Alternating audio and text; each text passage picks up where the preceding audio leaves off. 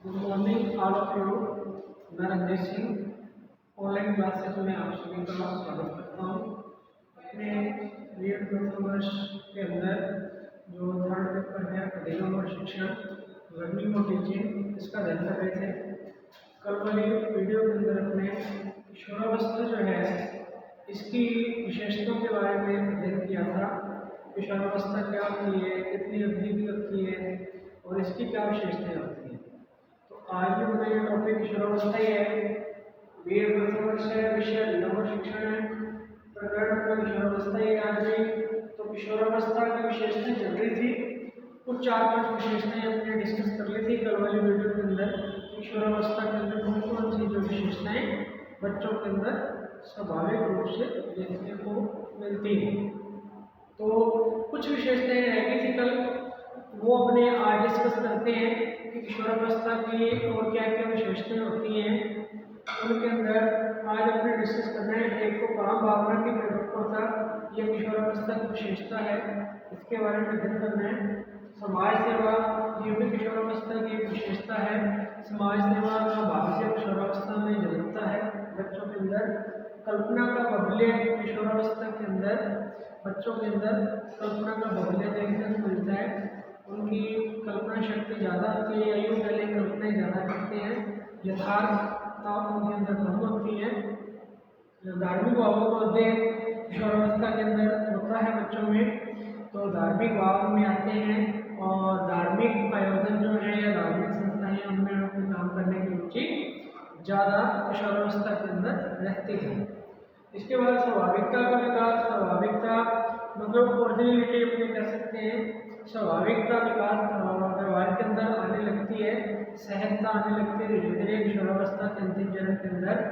तो जो व्यवहार है वो दूसरों से अलग, तो किशोरावस्था के प्रारंभ में सभी किशोरों का व्यवहार लगभग एक जैसे रहता है, लेकिन किशोरावस्था के अंदर जाते जाते व्यवहार में स्वाभाविकता आने लगती है, सभी का व्यवहार अलग अलग होने लगता है और व्यक्ति विशेष का व्यवहार जो बनता है वो इसी से आगे जाते हुए बनता है।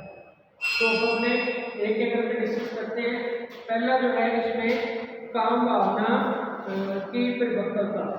तो काम भावना की परिपक्वता के बारे में हमने कल थोड़ा सा बात करी थी कि किशोरावस्था के अंदर जो बच्चे हैं उनमें शारीरिक, मानसिक और संवेगात्मक विकास तीव्र गति से होता है।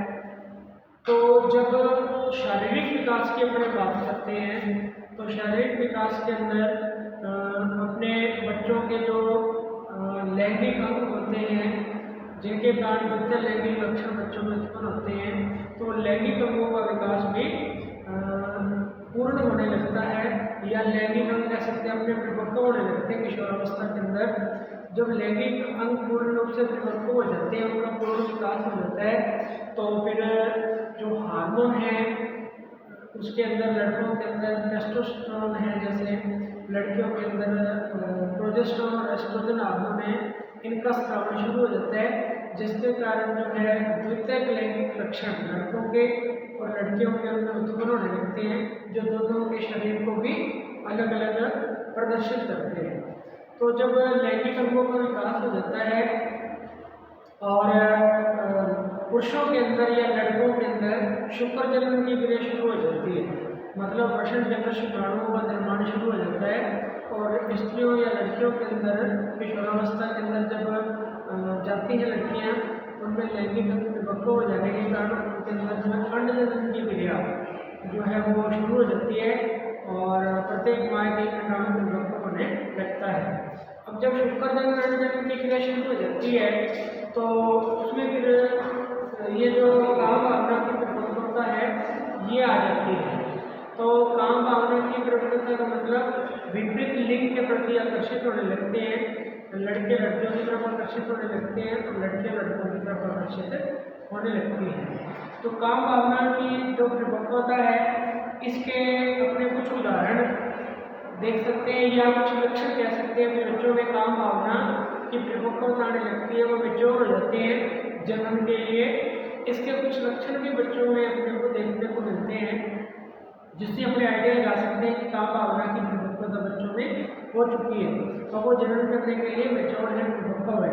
जैसे किशोरों में बेचैनी रहती है, बेचैनी अनुभव करते हैं किशोर, काम भावना की परिपक्वता का दर्शाता है ये लक्षण। या फिर नाखून चबाना, नाखून चबाने का लक्षण अपने को देखने को मिलता है, तो अपने उससे भी आइडिया लगा सकते हैं कि काम भावना की परिपक्वता हो चुकी है। इसके अलावा पेंसिल मुंह में देना, तो इस अवस्था के अंदर बच्चे पेंसिल मुंह में या पेन मुंह में डालते हैं बार बार, तो ये भी काम भावना की परिपक्वता को दर्शाता है लक्षण। और लड़कियों में बार बार आंचल को लपेटना, अपना जो दुपट्टा है या आंचल है, लड़कियां उसको बार बार लपेटती हैं, मतलब सही करती हैं, तो यह भी अपने काम भावना की परिपक्वता का लक्षण मान सकते हैं इसको, कि वहाँ काम भावना की परिपक्वता आ जाती है। तो इसमें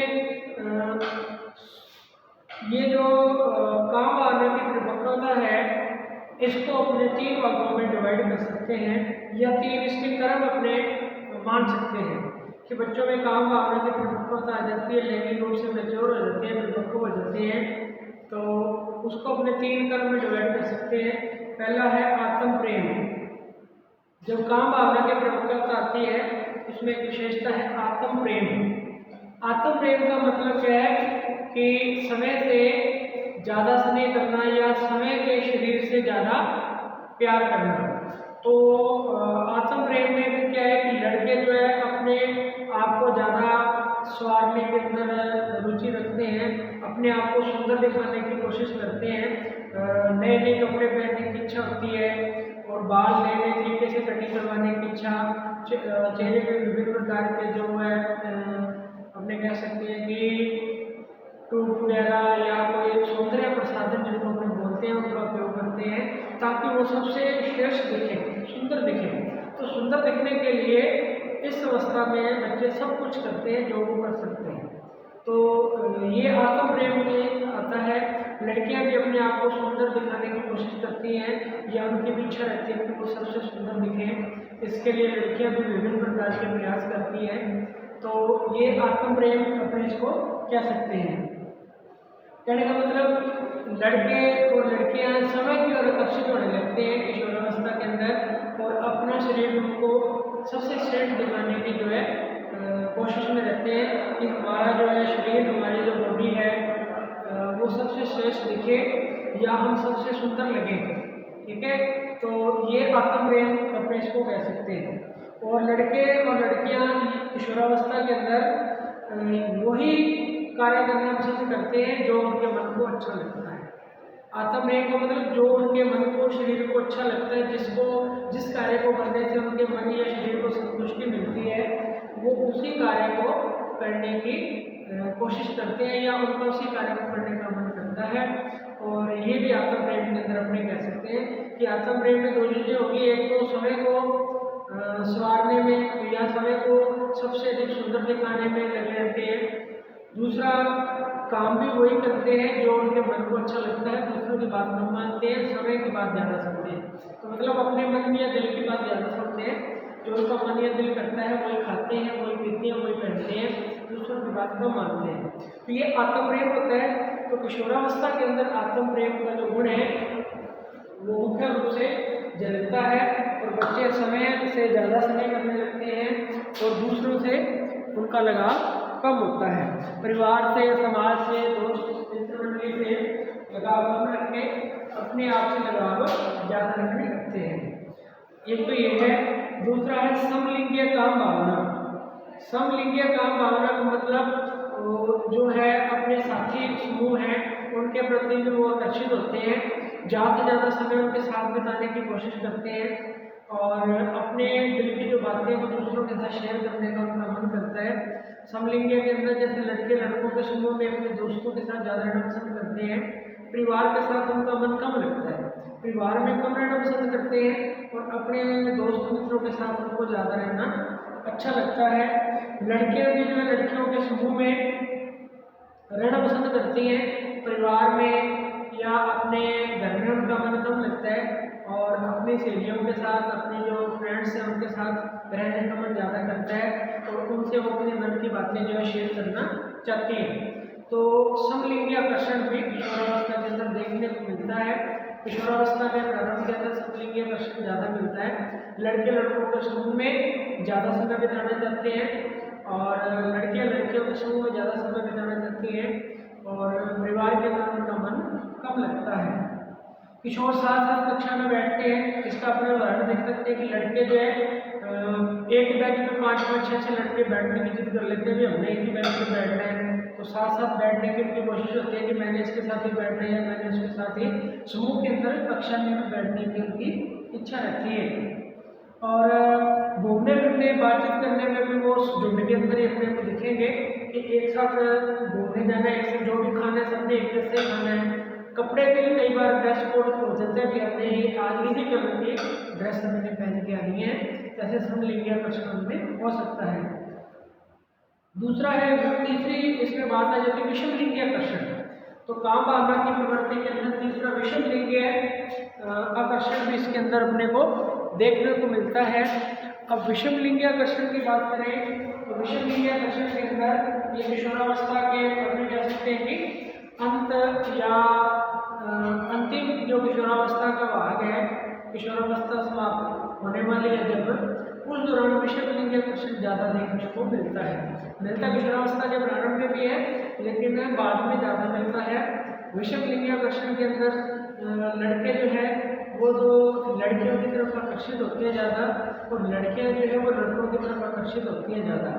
लड़कों जो है वो लड़कियों से बात करना ज़्यादा पसंद करते हैं, उनका मन करता है लड़कियों से बात करना, ठीक है, और लड़कियों के साथ जो है घूमना, इस प्रकार की जो इच्छा उनकी ज़्यादा रहती है।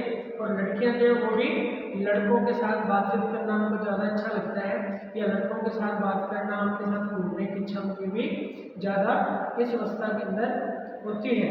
तो कहने का मतलब किशोर किशोरियों की ओर आकर्षित होते हैं और किशोरियाँ किशोरों की ओर आकर्षित होती हैं।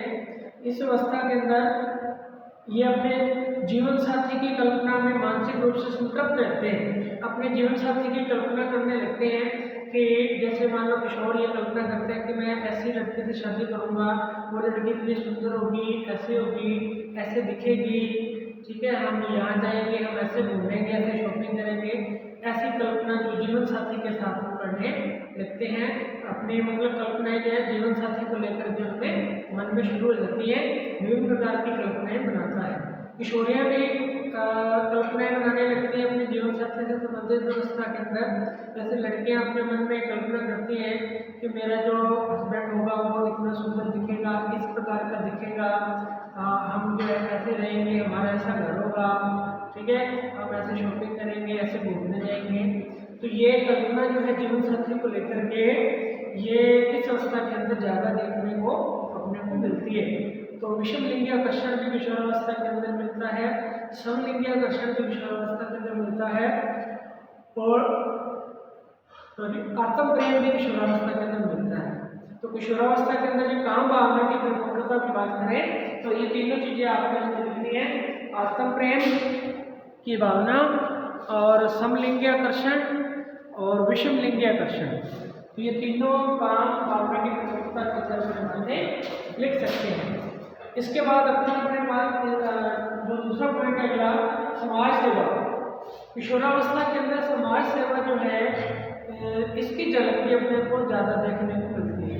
समाज सेवा के अंदर बच्चे जो है समाज सेवा से जुड़े जो कार्य हैं उनके अंदर बढ़ चढ़ के हिस्सा लेने की कोशिश करते हैं और उनकी इच्छा रहती है कि कहीं भी कोई समाज सेवा संबंधित कार्य है तो उसमें ज़्यादा से ज़्यादा बढ़ चढ़ कर हिस्सा लें और अपने आप को श्रेष्ठ दिखाने की कोशिश करें, आत्मसम्मान पाने की कोशिश उनमें रहती है कि हमारा जो समाज में मान सम्मान हो, आत्मसम्मान हो। तो मान सम्मान प्राप्त करने के लिए समाज सेवा से जुड़े विभिन्न कार्यों के अंदर ज़्यादा से ज़्यादा हिस्सा लेते हैं। और किशोर जो है, किशोरियाँ हैं या किशोर है, वो समाज सेवा से जुड़े कार्यों के जैसे छोटे बच्चों की पढ़ने लिखने में उनकी सहायता कर सकते हैं, या कोई कैंप लगा है, ब्लड डोनेशन का कैंप है, उसमें जाकर अपनी ड्यूटी देके जो है लोगों की सहायता कर सकते हैं, या कोई निरक्षर है, अनपढ़ है गांव में, अधिक उम्र के व्यक्ति, उनको शिक्षित करने में भी अपना सहयोग दे सकते हैं। तो ऐसे समाज सेवा से जुड़े हुए कार्य जो है विभिन्न प्रकार के संस्था में किशोरों और किशोरियों को करने का मन ज़्यादा करता है। ठीक है। इसके बाद अपना है कल्पना का बाहुल्य। कल्पना का बाहुल्य जो है, इसका आपको मैंने पहले भी बता दिया कि बच्चे कल्पना किशोरावस्था के अंदर ज़्यादा करते हैं। कल्पना की बाहुल्य होती है, वो दिवा स्वप्न देखते हैं, मतलब दिन के अंदर स्वप्न देखना, दिवा स्वप्न। मन के अंदर विभिन्न प्रकार की कल्पनाएं बनाते हैं कि मैं जो है बड़ा होकर ये करूँगा, ठीक है ना, मैं जो है इस प्रकार के काम करूँगा ताकि मेरा आत्मसम्मान हो। तो विभिन्न प्रकार की कल्पनाएं उनके अंदर आती हैं इस अवस्था के अंदर, और वो उनकी कल्पनाएं यथार्थ से बहुत दूर हटके होती हैं और कल्पनाएं दैनिक बदलती हैं। आज किसी और प्रकार की कल्पना कर रहे हैं कि हम ऐसा करेंगे, हम ये बनेंगे, कि हम बहुत अच्छे से तैयारी करेंगे, अब RS की तैयारी करेंगे, कॉम्पिटिशन एग्जाम फाइट करेंगे, RS लगेंगे।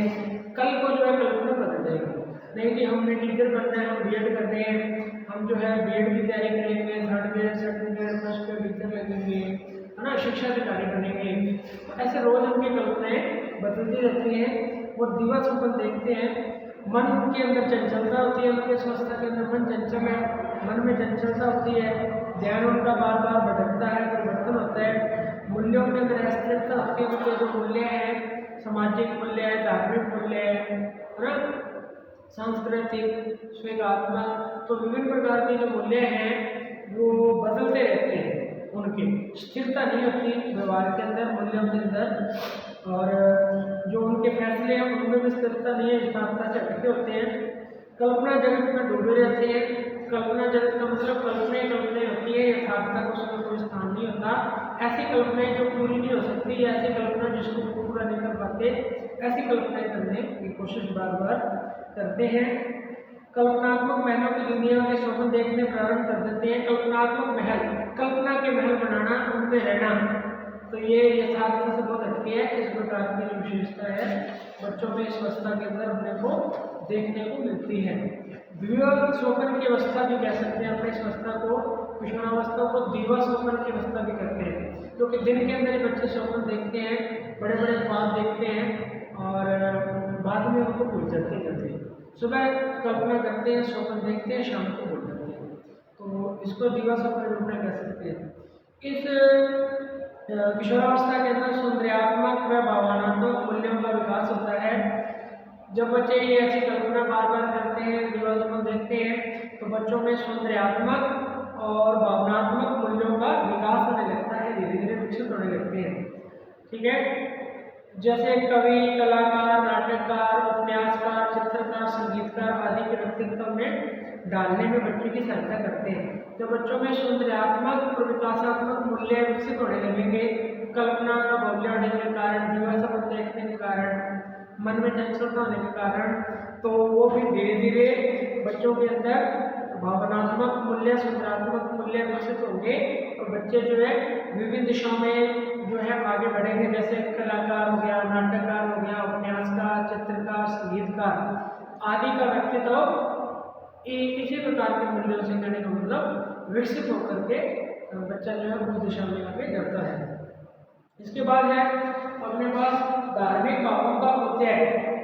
तो किशोरावस्था के अंदर बच्चों के अंदर धार्मिक भावों का उदय होने लगता है, उनके अंदर धार्मिक भाव ज़्यादा आते हैं, धार्मिक प्रवृत्ति में बढ़ने लगती है, वो धार्मिक स्थलों में अपनी आस्था रखते हैं और भगवान के अंदर उनकी जो है काफ़ी गहरी आस्था बनती है इस किशोरावस्था के अंदर। तो शैशवावस्था के अंदर तो स्वार्थ भावना होती है बच्चों में, वो स्वार्थ या निजी हित देखते हैं, उनको धर्म से या धार्मिक आयोजनों से कोई रुचि नहीं होती, भगवान के अंदर उनकी कोई आस्था भी नहीं होती। लेकिन किशोरावस्था के अंदर जो है उनकी स्वार्थ भावना जो धार्मिक भावना में बदलने लगती है, उनमें धार्मिक भावना आती है, धर्म के अंदर, भगवान के अंदर उनकी आस्था बनने लगती है और वो इसको अनुभव भी करने लगते हैं। किशोर व किशोरियाँ धार्मिक भावना में अलौकिकता में विश्वास करने के लिए उत्सुक रहते हैं। इस अवस्था के अंदर अलौकिक शक्ति, धार्मिक भावना का उनके अंदर जो है उदय होने लगता है और वो उसमें विश्वास करने लगते हैं। वे अपने आप को समाज सेवा के लिए अर्पण करने के लिए तैयार रहते हैं, समाज सेवा में अपने आप को लगाने के लिए उत्सुक रहते हैं। कोई भी मौका मिलता है समाज सेवा से संबंध कायम का, तो उसमें बढ़ बढ़ के हिस्सा लेने के लिए तैयार रहते हैं और अपना जो है श्रेष्ठतम देने की कोशिश करते हैं। और वो धीरे धीरे आत्मसात भी उनमें होने लगता है। वो अपने मन के अंदर जो है इन भावों को डालने की कोशिश करते हैं। ईश्वरीय शक्ति के प्रति उनकी जो है आस्था इस अवस्था में बनती है। ईश्वरीय शक्ति के अंदर वो अपना विश्वास से जाने लगते हैं। ईश्वर अवस्था के अंदर उनमें फिर जब ये गुण आता है ईश्वर के अंदर, भगवान के अंदर विश्वास करने का, तो वो फिर संयम रखना, नियंत्रण में रखना अपने आप को, ये गुण में आने लगेंगे। अपने आप को संयम में कैसे रखना है, नियंत्रण में कैसे रखना है, ठीक है, कर्तव्य पालन का गुण, समाज सेवा के भाव आदि ये गुण बच्चों में आने लगेंगे जब वो ईश्वरीय शक्ति में, भगवान में, धार्मिक आयोजनों में भाग लेने के, धार्मिक आयोजनों में, धार्मिक स्थलों में जब वो काम करने लगेंगे तो उनके अंदर ये गुण आ जाएंगे। कर्तव्य का पालन, अच्छे नागरिक के गुण गणित में आएंगे। कर्तव्य का पालन कैसे करना है, समाज सेवा कैसे करनी है, संयम कैसे रखना है, नियंत्रण कैसे रखना है अपने आप पे, तो ये गुण उनके अंदर विकसित होने लगते हैं। और धीरे धीरे धार्मिक भावनाएं उनके व्यवहार का हिस्सा बन जाती हैं और उनके ऊपर स्थायी जो प्रभाव छोड़ती हैं।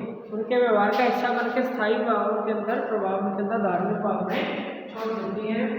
इसके बाद है स्वाभाविकता का विकास। किशोरावस्था के अंदर किशोर और किशोरियों के अंदर स्वाभाविकता आने लगती है। स्वाभाविकता को अपने ओरिजिनलिटी भी कह सकते हैं।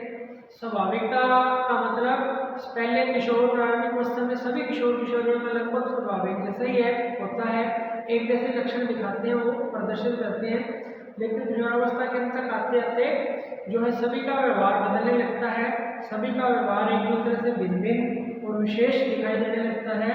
तो जब कोई व्यक्ति अपने कार्यों और व्यवहारों में नवीनता प्रकट करना कर देता है तो दूसरों के कार्यों से वो जो है व्यवहार अपना भिन्न दिखाता है, तो उसे ही अपने उसके व्यवहार में स्वाभाविकता आने लगते हैं। जब तक सभी एक जैसे व्यवहार दर्शा रहे हैं तो उनमें स्वाभाविकता नहीं है, वो एक किशोरावस्था के प्रभाव से व्यवहार होता है। जब सभी बच्चों का व्यवहार अलग अलग होने लगता है ना, दूसरों के व्यवहार से, हर बच्चे का व्यवहार दूसरे से अलग होने लगता है, उसमें सहजता प्रकट होने लगती है, तो हम कह सकते हैं कि व्यवहार में स्वाभाविकता आती है। वो व्यवहार ओरिजिनल होता है, स्वाभाविक होता है और वो भी निरंतर आगे प्रौढ़ावस्था तक वैसा ही चलेगा। तो स्वाभाविकता भी कहने का मतलब किशोरावस्था के अंदर आती है। तो एक वैज्ञानिक है स्टेनले हॉल, जिसने किशोरावस्था को संघर्ष और तूफान का काल में कहा है। तो स्टेनले हॉल के शब्द है, ये कहता है किशोरावस्था एक नया जन्म है। किशोरावस्था एक नया जन्म है बच्चों का। इस अवस्था में उच्चतर और श्रेष्ठतर मानवीय गुण प्रकट होते हैं। किशोरावस्था बच्चों का एक नया जन्म है, इसमें उच्चतर और श्रेष्ठतर गुण जो है बच्चों में वो प्रकट होने लगते हैं। तो ये किशोरावस्था की कुछ विशेषताएं थी जो हमने डिस्कस की हैं, इनको आप अच्छे से देख लेना, कोई डाउट लगे तो दोबारा पूछ लेना। तो ये किशोरावस्था की विशेषताएं कंप्लीट होगी। अब अपने कल वाले वीडियो के अंदर किशोरावस्था में विकास कैसे होता है बच्चों का, उसमें किशोरावस्था में विकास के कुछ सिद्धांत होते हैं वो पढ़ेंगे। फिर किशोरावस्था की समस्याएं पढ़ेंगे, अपने कल आज विशेषताएं पढ़ेंगे, कल अपनी समस्या देखेंगे किशोरावस्था में समस्या क्या क्या आती है। किशोर किशोरियों को इस अवस्था के अंदर बहुत सारी समस्याओं का भी सामना करना पड़ता है। तो कौन कौन सी प्रॉब्लम फेस करनी पड़ती है किशोरावस्था में बच्चों को, उनका अपने अध्ययन करेंगे। फिर किशोरावस्था में शिक्षा का स्वरूप देखेंगे कि किशोरावस्था में बच्चों के लिए किस प्रकार की शिक्षा का प्रबंध होना चाहिए, किस प्रकार से उनको शिक्षा दी जानी चाहिए। ठीक है, तो ये अपने कल वाले वीडियो के अंदर देखेंगे। आज के लिए इतना ही है। Thank you.